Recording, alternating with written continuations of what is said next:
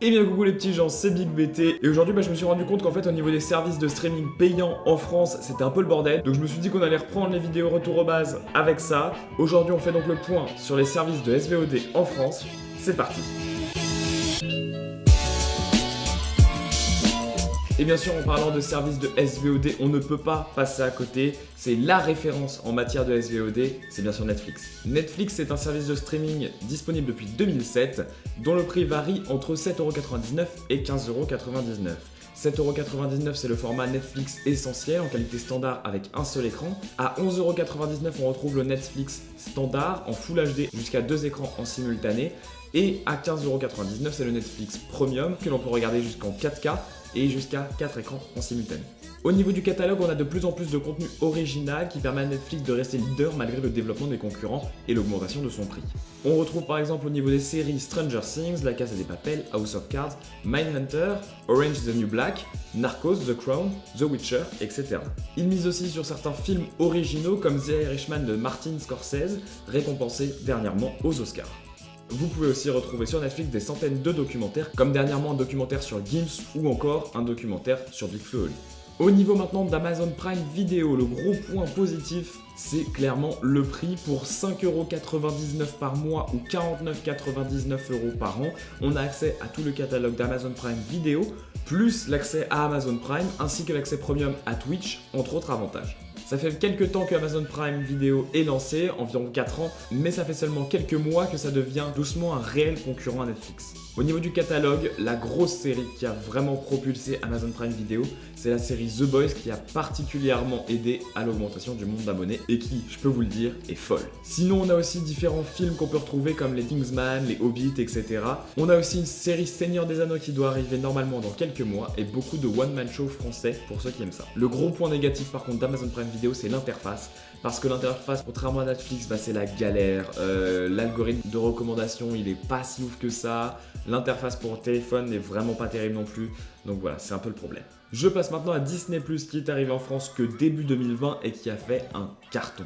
Bien entendu, c'est un gros concurrent qui s'est lancé avec Disney+, parce que Disney+, c'est tout Disney ou presque au même endroit, mais j'y reviens juste après. Au niveau du prix, plutôt attractif aussi, c'est 6,99€ par mois ou 69,99€ par an, et c'est aussi inclus dans certaines offres Canal+, mais j'y reviendrai un peu plus tard dans la vidéo.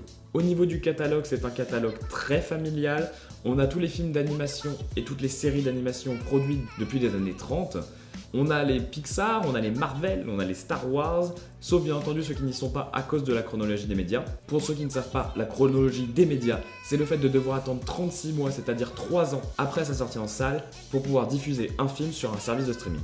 On a aussi National Geographic, on a aussi du catalogue de la 20th Century Fox qui s'appelle maintenant la 20th Century Studios depuis qu'elle a été rachetée par Disney. On a par exemple les 31 saisons des Simpsons, on a la série The Mandalorian, on a les Pirates des Caraïbes, on a aussi des grosses séries Marvel qui arrivent au niveau du contenu original, comme par exemple WandaVision qui arrive fin 2020, et donc un catalogue qui touche un peu tout le monde et qui est très familial, mais qui ne pourra pas faire une réelle concurrence à Netflix parce que c'est plus à destination des enfants et de la famille. En tout cas, il était très attendu et il ne déçoit pas. Je continue avec un autre service de streaming, MyCanal. MyCanal, c'est à partir de 19,99€ par mois. C'est bien pensé, l'interface est claire et précise. L'offre la plus intéressante de Canal+ pour les services de streaming, c'est le parc ciné-série. Je vous en parlais tout à l'heure, Disney+ est inclus parfois dans certaines offres Canal+. Et bien celle-là, dans ce pack ciné-série, on a OCS, Disney+, Canal+ Series, Netflix Série+, MyCanal et toutes les déclinaisons de Ciné+. Bref, on a plein de trucs dans ce pack. Bon après, il faut avoir les sous, c'est quand même 34,90€ par mois pendant un an, puis 49,90€.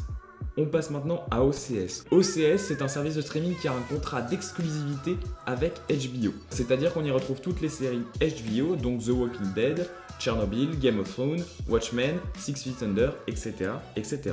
Au niveau du prix, on est à 9,99€ sur mobile et 11,99€ par mois pour télévision. Ne me demandez pas pourquoi, je n'ai pas compris pourquoi non plus.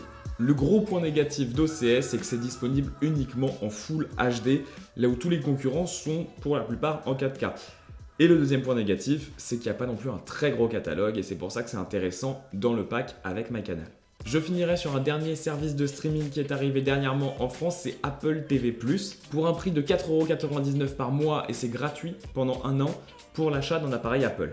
C'est une plateforme un petit peu vide, mais les premiers programmes valent vraiment le détour. L'idée d'Apple là-dessus, c'est de miser sur des productions à gros budget avec beaucoup de stars. C'est pour ça qu'on retrouve Reese Witherspoon ainsi que Jennifer Aniston dans le Morning Show, qu'on retrouve Steven Spielberg à la tête des histoires fantastiques et qu'on retrouve Jason Momoa dans la série post-apocalyptique Si, qui est plutôt stylée.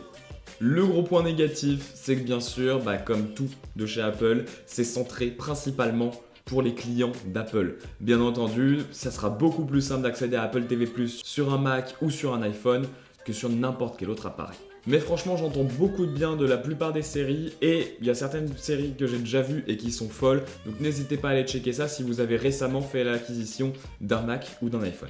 Du coup, on arrive sur la fin de cette vidéo, mais que choisir en fait? Pour un catalogue plus tout public avec énormément de contenu, c'est forcément Netflix. Si vous voulez de la qualité sans forcément avoir beaucoup de quantité et surtout pas très cher, c'est forcément Apple TV+ à 5€ par mois. Si vous voulez privilégier plus le côté familial, c'est bien entendu Disney+ que vos enfants vont adorer.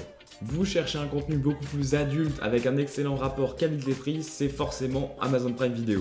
Et si vous êtes riche, foncez pour le pack ciné-série de Canal+ pour avoir accès à MyCanal, OCS, Disney+ et Netflix en même temps.